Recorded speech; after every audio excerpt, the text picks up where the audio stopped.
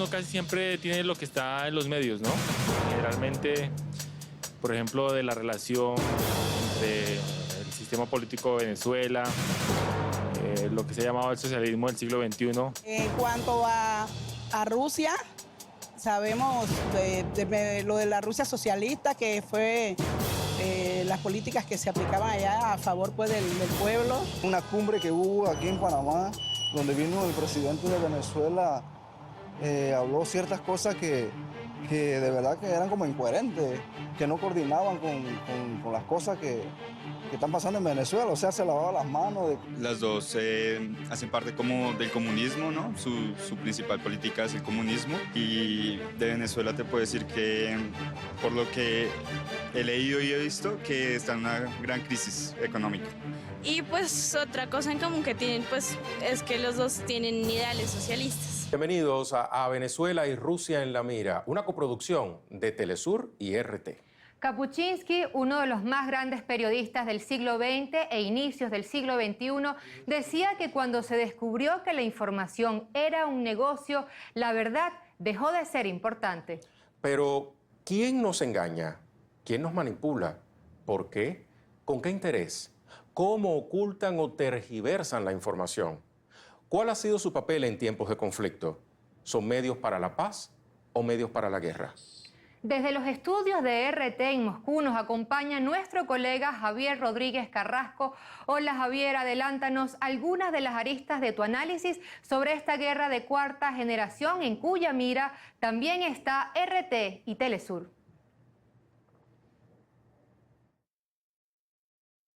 Saludos compañeros, un placer estar de nuevo colaborando juntos en esta segunda edición de Venezuela y Rusia en la mira. En concreto, para nosotros, para RT, el tema que tratamos en esta ocasión es muy interesante y nos afecta de forma directa. Vamos a analizar por qué a esta cadena se nos ha comparado con grupos terroristas como por ejemplo Boko Haram o el Estado Islámico, por qué se incide en que mis compañeros, los corresponsales, los trabajadores de esta casa tienen enterrada su carrera por trabajar, y a través de entrevistas y mostrando declaraciones de algunos políticos occidentales y conglomerados mediáticos, vamos a enseñar sus contradicciones y la violencia que existe en esas acusaciones infundadas contra RT.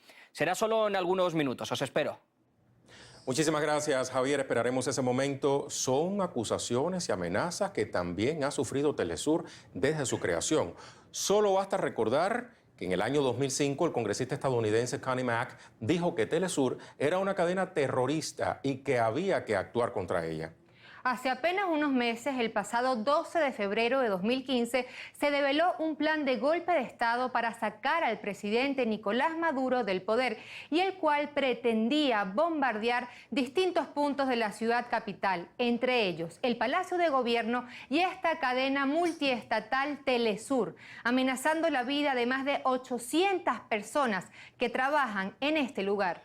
Pero antes de abordar estas serias amenazas, los invitamos a conocer lo que dicen sobre Venezuela y sobre Rusia, para luego entender quiénes dicen qué.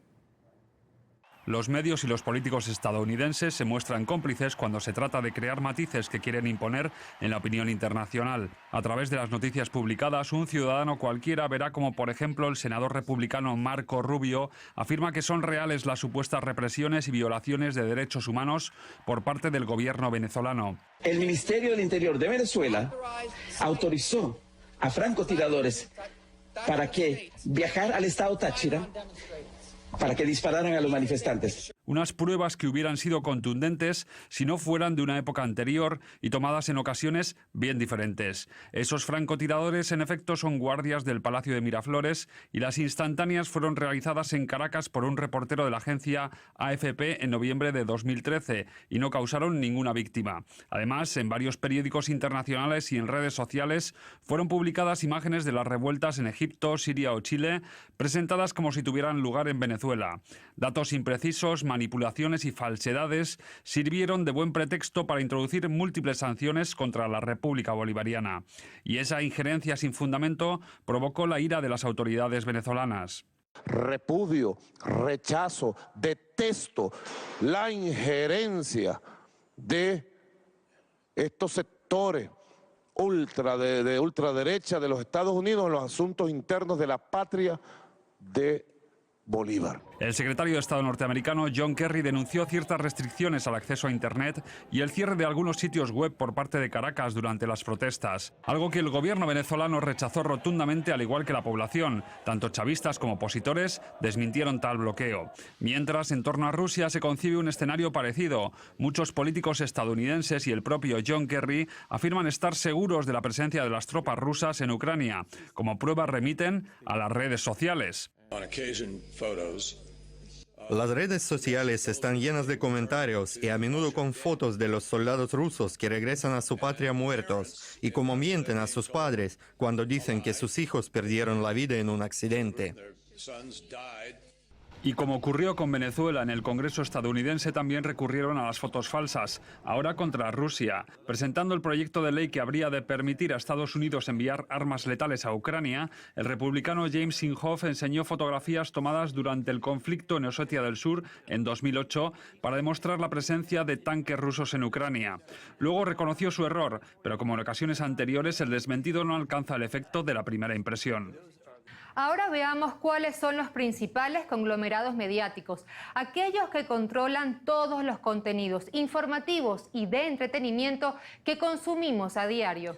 Vamos a comenzar por el grupo Disney, que controla centenares de reconocidas empresas de comunicación y entretenimiento, entre ellas ABC, ESPN, los canales Disney, Walt Disney Studios, Marvel Entertainment y Pixar.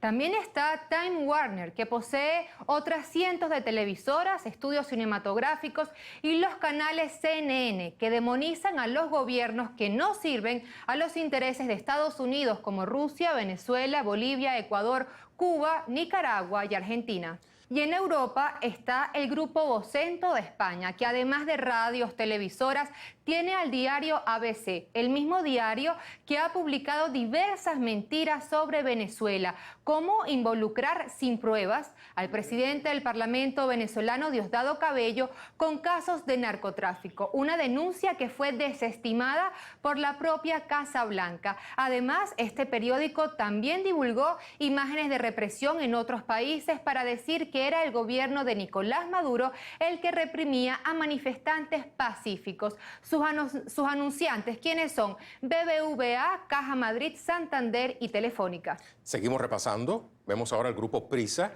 Está presente en 22 países de América Latina, Europa y Estados Unidos. Son dueños del diario El País y la cadena de radio que tiene unas 1.250 emisoras en España, Estados Unidos, México, Colombia, Costa Rica, Panamá, Argentina y Chile. Posee unos 150 canales de televisión entre cable y señal abierta. Además, son dueños de editoriales como Santillana, Alfaguara y Taurus. Y tiene vínculos con la televisora Radiópolis en México, Garafulic en Bolivia, Vivendi en Estados Unidos, con el grupo Clarín en Argentina. Sus principales patrocinadores y anunciantes son el Corte Inglés, Iberia, Caja Madrid, Endesa, BBVA y el Grupo Santander. En México, las comunicaciones las maneja el conglomerado de Televisa de la familia Azcárraga y el grupo Slim, el segundo hombre más rico del mundo, según la revista Forbes, el dueño de la compañía Telmex, Teléfonos de México.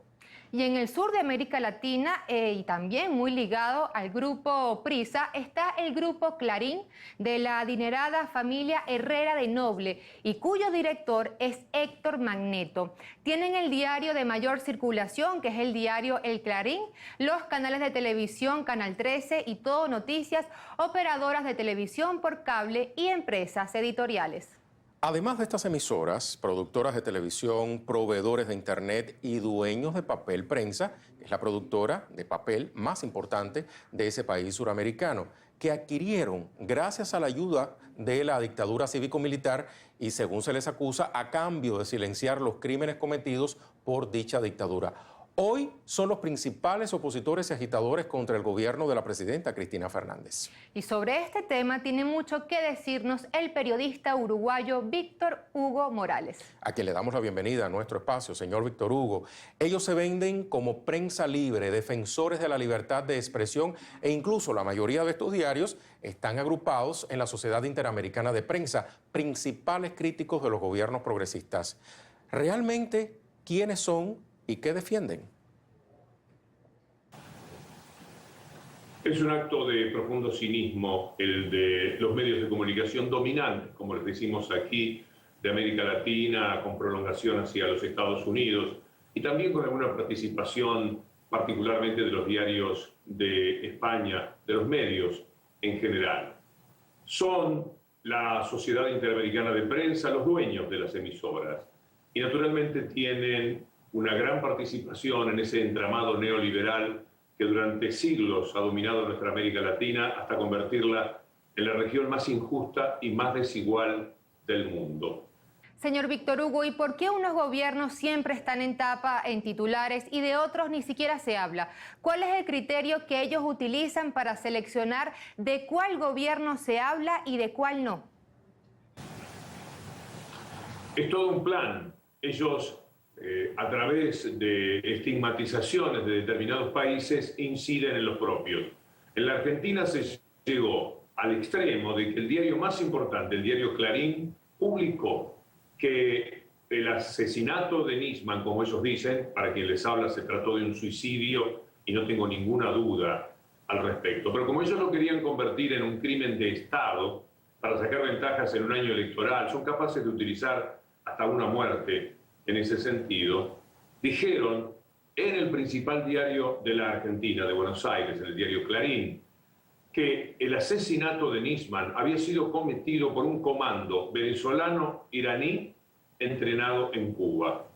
Lo único que le faltaba era adjudicar también la presencia de capitales soviéticos de la vieja época. Son capaces de cualquier mentira, no tiene ningún problema la derecha en convivir con la mentira. Por el contrario, el conflicto lo tienen con la verdad. Ahora, la mayoría de estos conglomerados mediáticos tienen importantes alianzas publicitarias con bancos, grupos empresariales e instituciones afines. ¿Cómo afecta esto la credibilidad, la independencia de estos medios? No los afecta demasiado porque la gente no consigue saberlo, porque son ellos mismos los que tienen la voz cantante en cada uno de los países. Los medios españoles que han atacado duramente a los países progresistas de América Latina, todos están referidos a intereses que tenían que ver con Repsol, con la banca, lo cual los hace absolutamente poco creíbles. No hay manera de confiar en la información, en la calidad de información que ellos han dado. Existen libros, Prensa Canalla y tantos otros que hablan muy concreta y claramente de cómo han sido esas participaciones.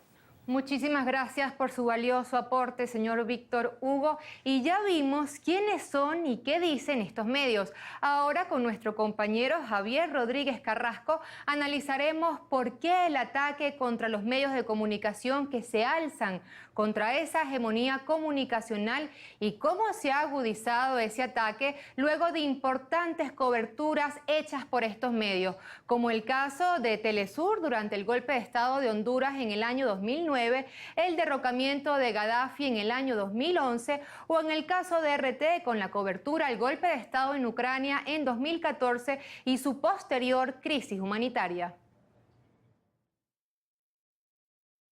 Bueno, sin duda que la crisis de Ucrania ha marcado un antes y un después a la hora de valorar a RT por parte de las autoridades occidentales. Me estoy refiriendo a Europa, al Reino Unido, a Estados Unidos, entre otros. Sus dirigentes, así como diversos medios de comunicación, han mostrado su cara más reacia a que se enseñe al mundo un punto de vista diferente al que se vende desde sus posiciones. Esta tensión que se ha creado en torno a nosotros se denota y mucho, por ejemplo, en las ruedas de prensa de la Secretaría de Estado de Estados Unidos, donde cada vez que nuestros corresponsales o nuestros enviados a ese lugar, bueno, pues realizan alguna pregunta, ponen en muchos aprietos a los portavoces que en numerosas ocasiones son incapaces de responder de forma convincente e incluso a veces se nos intenta cortar de forma rotunda porque molestamos. Y es que las informaciones que difundimos a través de nuestros diferentes canales incomodan demasiado a Occidente y a Washington en concreto y chocan con vehemencia contra la, entre comillas, verdad que intentan, bueno, con la que intentan adoctrinar desde la Casa Blanca o Londres a todo el mundo a través de medios como CNN, Fox, BBC y diferentes grupos mediáticos de prensa o Internet. En este punto, un hecho destaca sobremanera, y es que la Junta de Gobernadores de Transmisiones de Estados Unidos, por sus siglas en inglés BBG, y que es la agencia encargada de supervisar todas las transmisiones de radio y televisión no militares del gobierno federal, comparó a esta casa RT con la amenaza del Estado Islámico en el pasado mes de enero. Pero han ido mucho más allá. Lo vemos en esta gráfica que dice textualmente: nos estamos enfrentando a ciertos desafíos de entidades como RT, que está empujando un punto de vista, al Estado Islámico además en Oriente Próximo y a grupos como Boko Haram. Estoy, dice literalmente, firmemente convencido de que nuestra agencia tiene un papel para desempeñar y hacer frente a esos desafíos. Lo decía cuando era director ejecutivo entre enero y marzo de 2015 en una entrevista a The New York Times. Por supuesto, la dirección de nuestro canal pidió explicaciones al respecto, no solo a la agencia, sino también al Departamento de Estado de Estados Unidos y a la Embajada norteamericana en Rusia. Y para analizar este tipo de afirmaciones y el por qué parece que nuestro punto de vista incomoda tanto a Washington, vamos a entrevistar ahora al politólogo estadounidense y al que fuera asesor del presidente norteamericano, Ronald Reagan. Hablamos de Paul Craig Roberts. Señor Roberts, ¿cree usted que para Estados Unidos y para Occidente es una prioridad manejar los medios de comunicación y dar su visión del mundo? Washington está acostumbrado a controlar los medios norteamericanos televisivos y utiliza a la CIA para controlar a los medios británicos y europeos. Probablemente usted conoce el libro realizado por un redactor de un periódico alemán. Dice que antes publicaba bajo su nombre los artículos que le entregaba la CIA. Él señalaba que eso es algo normal en Europa y que no hay ni un solo redactor en el continente que no dependa de la CIA. Cadenas como Telesur y RT son el objetivo de Estados Unidos y de Occidente porque no están en el mainstream. ¿Hasta dónde llega su límite? Ustedes conocen que últimamente las autoridades de Estados Unidos comparan a RT con organizaciones terroristas. Lo que hacen las autoridades norteamericanas es transmitir a RT que no quieren que el canal ruso informe sobre los asuntos que ellos no quieren que sean publicados y además no quieren que se diga la verdad. Washington intenta controlar toda la información, incluso la que viene de RT. Señor Roberts, estoy seguro de que nuestros compañeros de Caracas quieren realizarle también alguna pregunta. Así es, Javier, muchísimas gracias. Señor Craig, ¿qué tan importante es esta guerra mediática, como la califica Estados Unidos, para conseguir objetivos geoestratégicos? Yes, that's what the United States does. You see, Estados Unidos usa los medios para demonizar países y a los líderes de estos estados e intenta crear coaliciones contra ellos, fuerzas militares, bombardeos o atacan. Miren lo que ha pasado con Gaddafi, Saddam Hussein o Al-Assad en Siria. Así que cuando vean que Washington está demonizando un país, debe ser para advertir un ataque militar o al menos una fuerte embestida económica, pero más que nada en el plano militar. Así que podemos concluir que Washington es extremadamente determinante en controlar toda la información de cada evento. Recuerdo, por ejemplo, el avión malasio que fue derribado en Ucrania. Constantemente culpan a Rusia y lo siguen haciendo. Estados Unidos no permitirá publicar los resultados de la investigación. O sea que el desenlace no tiene nada que ver con las mentiras de Washington. Por eso, simplemente impide que eso esté publicado y continúan señalando lo mismo.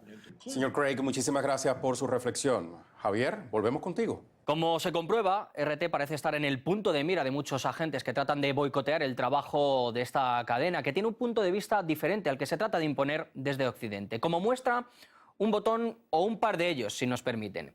El programa Daily Politics de BBC se disculpó en directo con RT y desmintió ciertos falsos rumores y datos sobre el trabajo de la corresponsal Anastasia Churkina, de quien se dijo que había entrevistado en directo a su padre, Vitaly Churkin, quien es el representante de Rusia ante la ONU. Escuchamos. Anastasia Churkina, ¿saben quién es? Ella trabaja en los informativos de RT. ¿Y su padre es? Embajador ruso. En la ONU. ¿Y qué hizo ella? Ella entrevistó a su padre en directo. Pero la conversación no quedó ahí y subió de tono. Acusaban a esta cadena de lo siguiente. Le digo una cosa, ¿ve usted Russia Today? Tengo que confesar que no. Yo lo he visto, incluso me ha gustado. Venga a nuestro programa. Oh, es uno más de los espectadores. Me ha gustado porque es propaganda total del Kremlin, pero eso por sí mismo es útil. ¿Y por qué es propaganda total del Kremlin? porque es un buen modo de saber en qué piensa Putin y qué metas persigue su política exterior. Esta serie de acusaciones y de acciones son contrarrestadas por ustedes, por la audiencia, que cada vez va más en aumento, tanto para Telesur como para RT, y también por voces que claman por la pluralidad informativa que ofrecen nuestras cadenas. El megáfono propagandístico, que es el canal RT apadrinado por el gobierno, ha sido desplegado para promover la fantasía del presidente Putin sobre lo que está pasando en la realidad.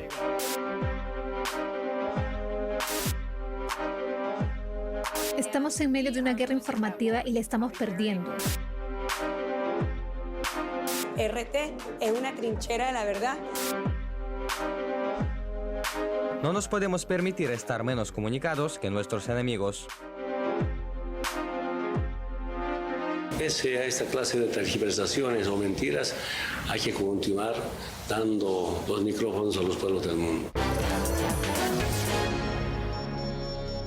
Nos ven como una amenaza, un carácter belicista que parece que está claro que quieren imprimir desde Occidente, aunque al menos desde aquí sí que les podemos decir, compañeros, eso de que informar no es matar. Vuestro turno. Muchísimas gracias, Javier, por tu importante aporte. Y siguiendo técnicas de manipulación mediática, varias de estas corporaciones han promovido y justificado las peores masacres y guerras que ha vivido la humanidad. Por ejemplo, en 1994, en Ruanda, el grupo de radio y televisión Mil Colinas llamaba a sus seguidores a exterminar a los Tutsi, la etnia minoritaria de ese país. Su llamado provocó el exterminio de, escuche bien, 800.000 personas de dicha etnia. En 2004, la Corte Penal Internacional condenó a cadena perpetua a 3 directivos del grupo Radio y Televisión Mil Colinas por genocidio, incitación pública a cometerlo y crímenes contra la humanidad en las modalidades de persecución y exterminio. En la sentencia, los jueces apuntan que los directivos de estos medios no respetaron la responsabilidad que conlleva la libertad de expresión y envenenaron las mentes de sus lectores y audiencias. Igualmente puntualizaron que fueron estos medios los que prepararon el terreno para el genocidio. Como les dijimos, hoy los responsables están presos y condenados a cadena perpetua, pero su odio exterminó a casi toda una etnia. Pero al parecer no aprendieron con lo ocurrido en la Guerra de los Lagos. En 2001, los medios repitieron sin verificar la versión de la Casa Blanca. Aseguraron que Saddam Hussein tenía armas de destrucción masiva y que había que acabar con ese presunto peligro.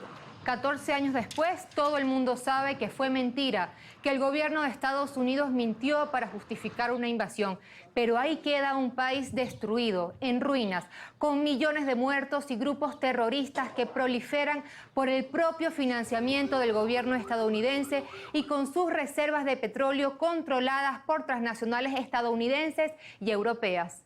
Otro caso se vivió en la propia Venezuela, fue en abril del año 2002.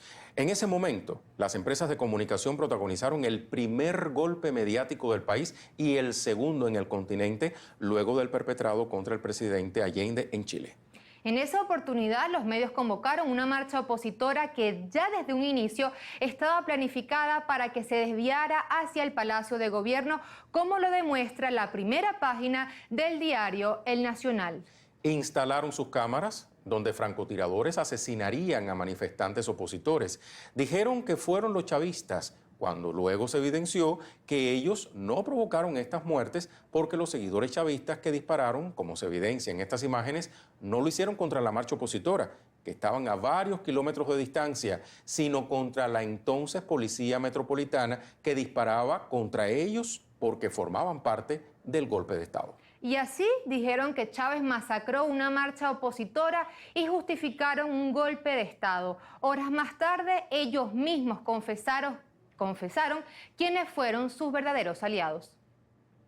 Afortunadamente tenemos una gran arma, que son los medios de comunicación. Si ustedes, el pueblo de Ciudad no vio hoy, el ejército ni la Fuerza Armada hizo un disparo. Todo esto fue nuestras armas fueron los medios de comunicación. Buenos días, tenemos nuevo presidente. Debo decirlo, gracias Venevisión, gracias RCTV. Yo voy a decir una cosa, y nosotros tenemos que decir, tanto Venevisión como RCTV, Gracias Televen, gracias CMT, gracias Globovisión, gracias medios de comunicación. No puede aceptarse que menos de una decena de emporios, principalmente norteamericanos, 4 o 5 de 7 u 8, determinen lo que se lee, ve o escucha en el planeta. Cuando las élites latinoamericanas afirman que no existe libertad de prensa, es porque sus medios de comunicación ya no tienen impunidad para manipular la verdad, o porque nos atrevemos a contestarles, a disputar su hegemonía, a desenmascarar sus mentiras. Cabría preguntarse si una sociedad puede llamarse verdaderamente libre cuando el derecho a la información y la propia comunicación social están en manos de negocios privados con fines de lucro. Y aunque este es un problema planetario, en Latinoamérica, dado los monopolios de medios, su propiedad familiar, sus serias deficiencias éticas y profesionales y su descarado involucramiento en política, el problema es mucho más grave. Creo que todos coincidimos en que una buena prensa es vital para una verdadera democracia, pero también debemos coincidir en que una mala prensa es mortal para esa misma democracia. Y la prensa latinoamericana es mala, muy mala.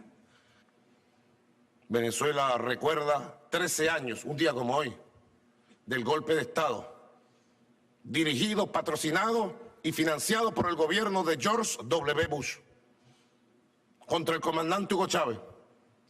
Hicieron lo mismo que ahora hacen contra mí. Una campaña mundial, todas las televisoras, CNN mintiendo, una campaña mundial, todos los diarios en su portada, en Buenos Aires, en San Salvador, diciendo Chávez es un dictador, Chávez mató a su pueblo para justificar el derrocamiento y asesinato. La realidad ha demostrado que a toda agresión militar le antecede un bombardeo mediático y que sin la mayor vergüenza venden la guerra. Muestran en vivo y directo las peores masacres y delitos cometidos, como el asesinato de presidentes sin siquiera ser juzgado, como hicieron con Saddam Hussein y Gaddafi, y nunca se ve la condena a esas barbaries. Además, asumen la función de partidos políticos ya deslegitimados, capaces de tergiversar, descontextualizar, manipular, incluso mentir, violando los elementales códigos éticos del periodismo para defender los intereses del gran capital y atacar a gobiernos legítimamente constituidos.